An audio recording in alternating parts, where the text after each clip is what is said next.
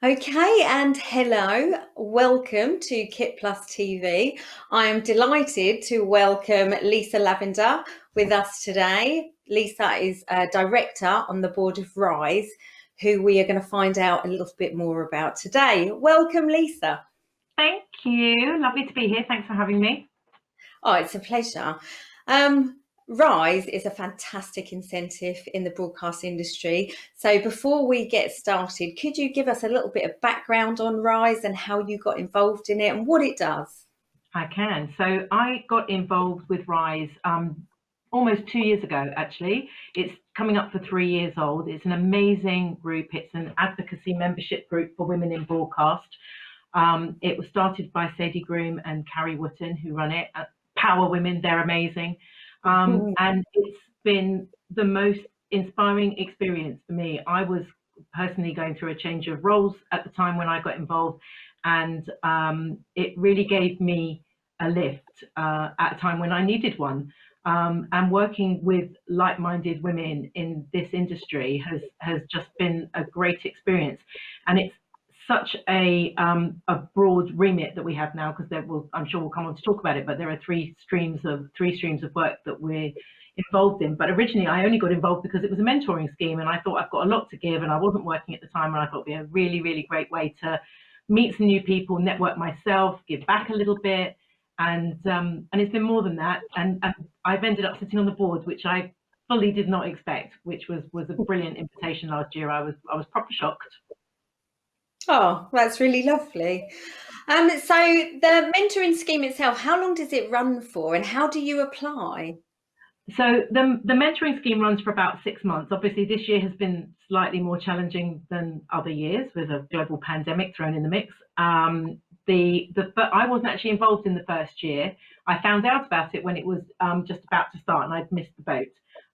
But the person who told me about it was really kind and remembered a year later and said, "Oh, we're about to start year 2. Would you like to get involved?" And I was like, "Yeah, yeah, yeah. I really would like to do that." And the scheme has grown each year as well. And this year there are 30 mentees, and you can apply online. It's really easy. You send in your applications, and everything that we do is made very accessible. I mean, we want it to be accessible. And so there are 30 mentees and mentors, and at the moment the program is mid-flow. We're about 2/3 of the way through. It'll finish in November. We are actually talking about maybe extending it a little bit, just because it would be nice to get some of the face-to-face things that we've missed through the last few months, for obvious reasons.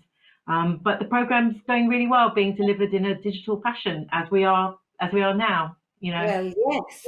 How has the cancellation of IBC affected what Rise is able to offer? What would you have been doing at IBC? One of the big things we'd have been doing at IBC is our awards. So that was among many things that IBC being cancelled has been a disappointment. That not being able to do the awards, the Rise Awards, in person, in the flesh, is very, very disappointing.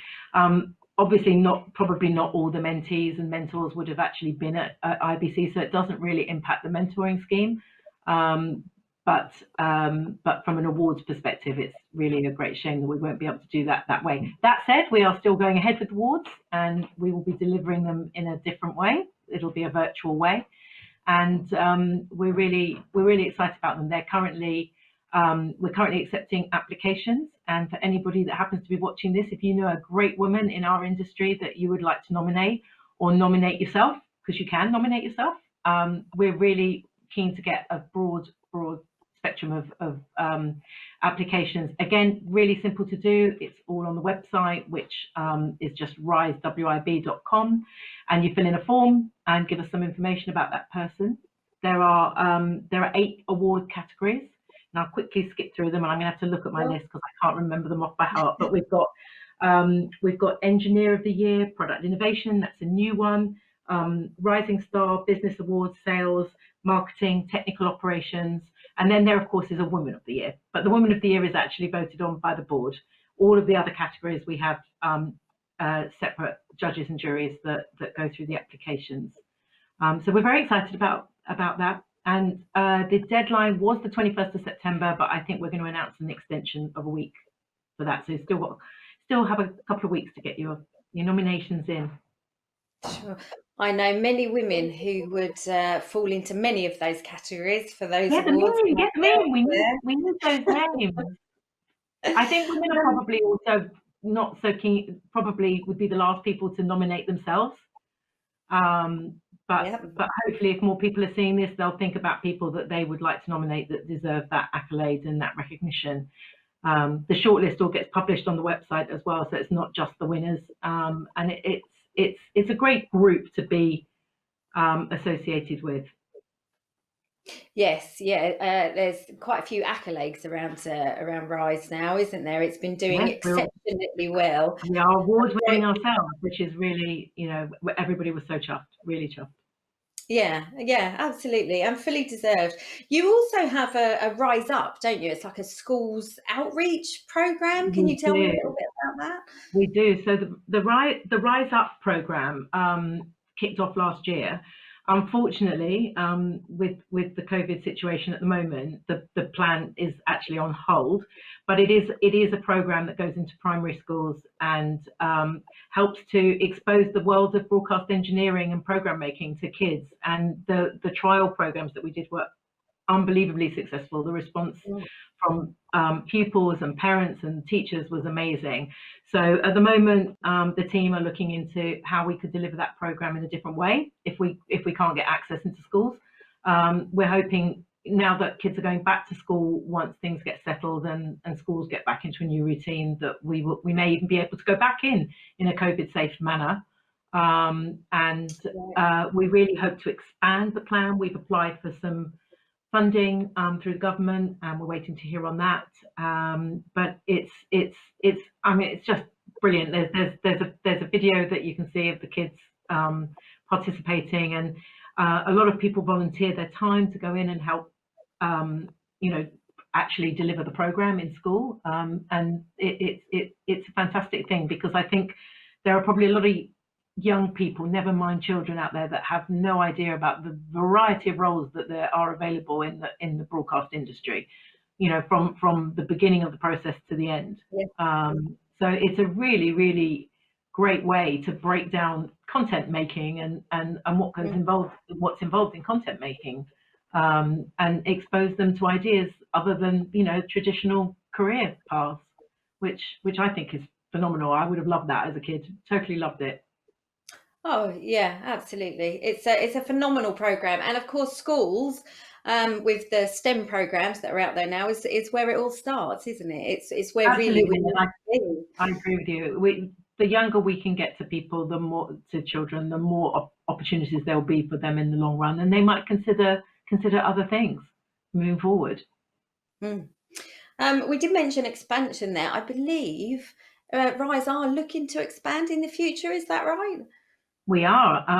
So I should actually say the awards program is global, which is great.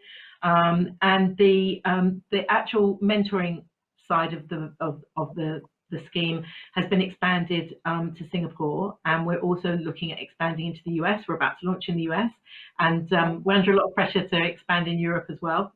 So we will be doing that. Obviously, things are a little bit slower than we would like right now, with obvious restrictions and things going on. I'm actually personally really looking forward to getting together with the ladies who are involved in the scheme. Actually, I should say ladies and gents, because whilst it is a scheme that is advocating women in the industry, we do have some wonderful men involved on the board and in our on the mentoring side of the program. Some great guys. Thank you all for everything that you do for us. So, Lisa, if somebody wanted to get involved with Rise as a mentor, or to offer support, facilities in any way, how do they go about that? What would they do? So if somebody wants to get involved in, well, I suppose from a mentee point of view, you can apply when the program opens next year. From a mentor perspective, we need as many mentors as we have mentees. Hopefully we'll be able to expand beyond 30 next year. So we will be looking for additional mentors. They can write to us. That all our contact details are on the website. So people can apply to be a mentor. All of our mentors have come through networking and connections through through people we all know and people contacting us, which has been fantastic. In fact, I think we're probably oversubscribed with mentors, more mentors than mentees. In terms of getting involved in Rise in general, we have some wonderful sponsors, and there is always an opportunity to sponsor, particularly the awards, Rise Up, the educational program. So we would. I'm not going to say them all now because if I miss somebody out, I'll be in trouble. But we do have great sponsors, so there is always an opportunity to get sponsorship. Obviously, we survive by sponsorship, so we're very grateful for any support that we get. And you are a mentor yourself, aren't you, Lisa? I am. I have a wonderful. How are you managing that digitally? Are you missing human contact? Are you managing to organise events for the future, maybe? So my mentee is actually based in Leeds and I'm based in London. So we already had a geographical challenge. And actually my first mentee last year was in Bristol and I'm in London. So I'm getting used to having a long distance mentee relationship, having a long distance love affair. So we manage by, we do Zooms or Teams or whichever particular video chat works that day. I've done WhatsApp, FaceTime. So we've just carried on doing the same thing, just in a virtual fashion like we are now. Some of the content's been delivered online, where they get support, because there's some wonderful things that they get separately from just their sessions with their mentors in terms of personal branding and training and personal development support. So that's been delivered virtually, and we're hopeful that, although obviously that slightly got put to bed yesterday with the announcement of 30 to 6, we were hoping that we might be able to get together at some time towards the end of the year, but not sure that will happen. So hopefully we'll do that in the new year. And I'm quite keen. We're talking about extending the program a little bit just so that we can have that face-to-face thing. I think for the mentees particularly, that's probably going to be the part of the program you can't replace in any other way, the networking. But they tend to work as a group as well, and they make themselves WhatsApp groups and they all keep in touch. And I know that the mentees of previous years are all really do still keep in touch, and I'm still in touch with my previous mentee. I spoke to her last night actually. So, and I see it as a relationship for life, right? It's not. I didn't sign up to say, oh, you've got 6 months of my time and then you're off on your own. It's for me, it's the whole point of it is that I'm building a relationship with that person and want to support them through their career. So now I'm building up a little family of mentees now, and my 2 mentees have met, and we're planning to meet the 3 of us when we can, somewhere between Bristol, Leeds, and London.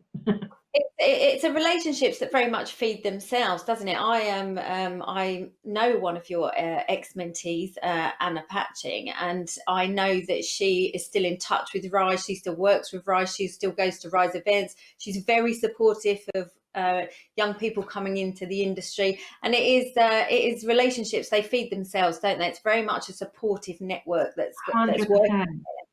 100%. I mean, my mentee is actually also was invited onto the advisory board. So, the pair of us were chucked together, and she brings a different perspective to a perspective somebody older brings to the table. But it is, I think what I learned from all of this experience as well is you get as much out of it as you put into it. It's not just the effort you put in, but I went into it to help somebody, but they helped me too. That we're sort of all there for each other, and it doesn't matter that you've got more experience. The fact that you're actually discussing these things helps you too, which I think is wonderful. I would have loved that when my younger self would have loved that. When I look back at my career, when I first wanted to get into advertising, that I asked somebody to help me, and they told me not to bother. They said, "Oh, it's way too competitive. Don't bother." And I was like, that's not the answer you want to hear when you're trying to break it. You've got a lifelong dream to work in a business.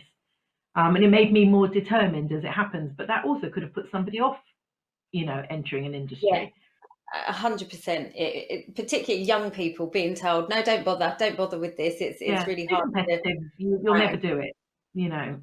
Yeah, well, it's what a very odd thing to say to any young person trying to do anything. It's I know, it was really, it was crushing at the time, but fortunately it all turned out for the best. it is, and now you are part of an organisation that is clearing the way for more and more young people to get involved in this business that no one ever seems to leave. Once you're in for And life. stuck in, you're stuck for life. Oh, Lisa, it's been an absolute pleasure to talk to you. Is there anything else about Rise you would like to say before we go? No, I think just in general, I mean, obviously, I will shamelessly plug the awards because we really would like to have a great range of people to talk about and to reward and honour. So that's something we're obviously very keen to push at the moment. We also, I should also mention that we've done some fabulous in conversation pieces with some amazing women from the industry. And this week, on tomorrow actually, we're restarting them because we had a little hiatus for, can you call them the summer holidays this year? It's almost a weird holiday. But they start again tomorrow. You can sign up. You can actually sign up through the website as well. It's 2 o'clock BST tomorrow, 1400 BST. And our lovely Sadie is interviewing Margaret Craig, who is the CEO of Signient. So that should be a really interesting conversation. And they get videoed, so you will be able. They're recorded, and you'll be able to pick it up on social media later. But the in conversations have been a really good way to stay connected. I think this time has been very strange for everybody, even though we're connected like this. Mm, You you lose touch sometimes with what's going on with other people and other businesses, and I think that in conversations are a really great way to get your finger back on the pulse when you're stuck at home, working at home, and missing yeah. the water cooler or the coffee machine Mm. conversation. Well, we will put links to Rise on the screen, so Thank anyone who you. wants to go and find out more about Rise can go and see that. Thank you so much for joining me, No, Lisa. thank you. It Thank was you for your lovely support. to have you. To find out more, please go to KITPLUS TV. There's more content available, and we will see you soon. Thanks very much. Thank you. Take care. Bye bye. Bye.